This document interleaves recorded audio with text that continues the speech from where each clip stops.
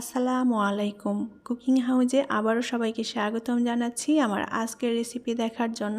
আজ আপনাদের জন্য নিয়ে এসেছি ডিম দিয়ে দারুণ মজাদার এবং টেস্টি একটি ইফতার রেসিপি। এটা ইফতারের পাশাপাশি বিকালের নাস্তাতেও বানিয়ে পরিবেশন করতে পারেন, সবাই অনেক বেশি পছন্দ করবে খেতে।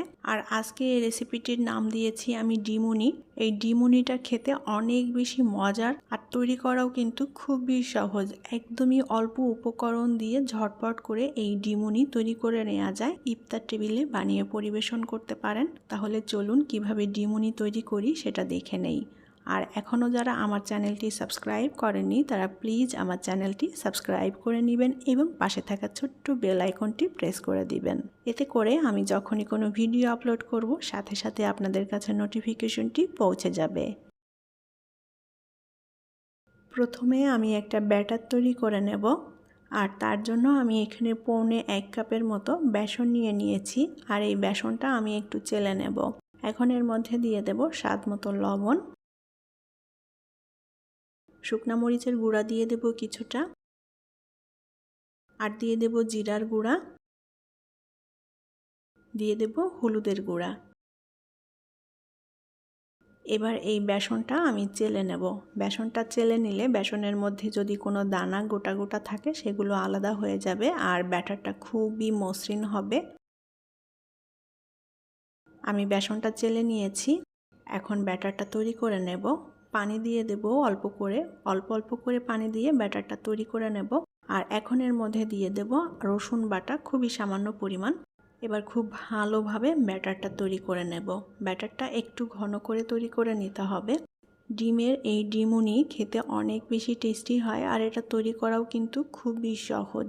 ঘরে থাকা খুবই অল্প উপকরণ দিয়ে ঝটপট করে তৈরি করে নেওয়া যায়। আমি এই পানিটাও অল্প অল্প করে দিয়ে খুব ভালোভাবে ব্যাটারটা তৈরি করে নেব।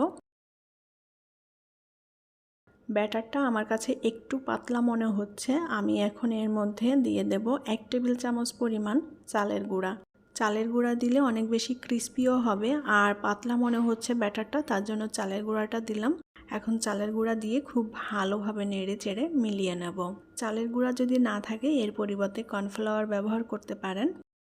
আমি খুব ভালোভাবে নেড়ে চেড়ে ব্যাটারটা তৈরি করে নিয়েছি। আর ব্যাটারের ঘনত্বটা ঠিক এরকম হবে, আপনারা দেখেই হয়তো বুঝতে পারছেন। ব্যাটারটা আমরা বেগুনি বানানোর জন্য যেভাবে তৈরি করি সেমভাবেই আমি তৈরি করে নিয়েছি। ব্যাটারটা তৈরি করে আমি এটা আর রেস্টে রাখছি না, আমি সাথে সাথেই তৈরি করে নিচ্ছি। একটা বাটি নিয়ে নিয়েছি। এখন এর মধ্যে নিয়ে নেব কিছুটা পেঁয়াজ কুচি, পেঁয়াজটা একটু মিহি কুচি করে নিয়েছি। আর নিয়ে নেব 2টা কাঁচা মরিচ, নিয়ে নেব কিছু ধনেপাতা, রসুন বাটা দিয়ে দেব খুবই সামান্য পরিমাণ, আর দিয়ে দেব স্বাদ মতো লবণ। এবার পেঁয়াজ মরিচ ধনেপাতা একসাথে ভালোভাবে চটকে মেখে নেব। পেঁয়াজ মরিচ একসাথে ভালোভাবে চটকে মেখে নিয়েছি। এখন এর মধ্যে দিয়ে দেব ডিম। আমি এখানে 2টা ডিম ভেঙে নিয়েছি। ডিমের পরিমাণ এখানে চাইলে কেউ কমিয়ে অথবা বাড়িয়ে নিতে পারেন, যে যতটা তৈরি করতে চান। তো আমি খুব বেশি তৈরি করছি না, মাত্র 2টা ডিম দিয়ে তৈরি করব। ডিমটা এখন খুব ভালোভাবে পেঁয়াজ মরিচের সাথে ফেটিয়ে নেব। নাস্তাগুলো পরিমাণে যদি বেশি তৈরি করতে চান তাহলে অবশ্যই ডিমের পরিমাণ বাড়িয়ে নিতে হবে। ডিমটা ভালোভাবে ফেটিয়ে নিয়েছি। চুলায় প্যান বসিয়ে আমি প্যানে কিছুটা তেল দিয়ে দেব। তেলের পরিমাণটা অল্প দিতে হবে। এখন এই তেলের মধ্যে আমি ডিমটা দিয়ে দেব। ডিমটাকে এখন একটু ভেজে নেব। ডিমটা আমি খুব বেশি কড়া করে ভাজবো না, ডিমটা একটু কাঁচা কাঁচা থাকবে এরকম করে ভেজে নেব। ডিমটা যেন খুব বেশি শক্ত না হয়, কারণ ডিমটা আরও একবার ভাজা পড়বে, যার কারণে শক্ত করে ভেজে নিলে এটা কিন্তু খেতে ভালো লাগবে না। তো ডিমটা আমি একটু নরম এবং কাঁচা কাঁচা রেখেই ভেজে নেব।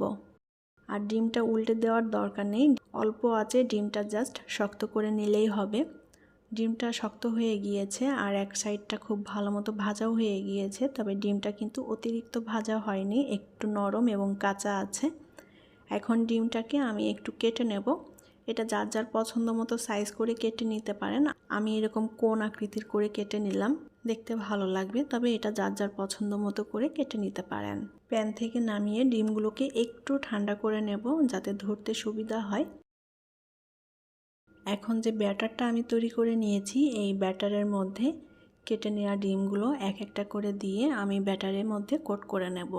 ডিমটার এপিট ওপিট উল্টে খুব ভালোভাবে ব্যাটারে কোট করে নিতে হবে। আর দেখুন ডিমের গায়ে ব্যাটারটা খুব সুন্দর মতো কোট হয়েছে।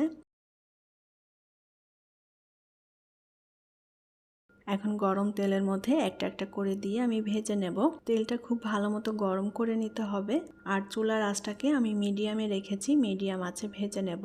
আর এই ডিমনিগুলো ভাজতে একদমই সময় লাগবে না, 1 থেকে 1.5 মিনিটের মধ্যে ডিমনিগুলো ভাজা হয়ে যাবে।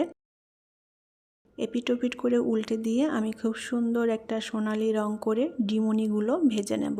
তবে এটা আপনাদের পছন্দ মতো কালার করে ভেজে নিতে পারেন। এভাবে আমি একটা একটা করে দিয়ে ভেজে নেব। আপনারা চাইলে একসাথে 2-3টা করে দিয়েও ভেজে নিতে পারেন। তো সবগুলো ডিমনি এরকম সুন্দর একটা সোনালি রং করে ভেজে নেব। এই ডিমনিগুলো খেতে এত বেশি মজার এবং টেস্টি, যারা এখনও ট্রাই করেননি তারা অবশ্যই বাসায় একবার ট্রাই করে দেখবেন, খুবই ভালো লাগবে খেতে। আর তৈরি করাও কিন্তু খুবই অল্প সময়ের মধ্যে হয়ে যায় ঝটপট করে। তো আমি সবগুলো ডিমনি এভাবে ভেজে নেব। ডিম দিয়ে বিভিন্ন ধরনের নাস্তা তৈরি করা যায়, তবে আজকে আমি যে ডিমনিটা তৈরি করেছি এটা একবার বাসায় অবশ্যই ট্রাই করে দেখবেন। অসম্ভব রকমের টেস্টি এবং মজার হয় খেতে। তৈরি হয়ে গেল ডিম দিয়ে দারুণ মজাদার এবং টেস্টি ডিমনি। ইফতার অথবা বিকালের নাস্তায় বানিয়ে পরিবেশন করতে পারেন। এই ডিমনিগুলো সবাই অনেক বেশি পছন্দ করবে।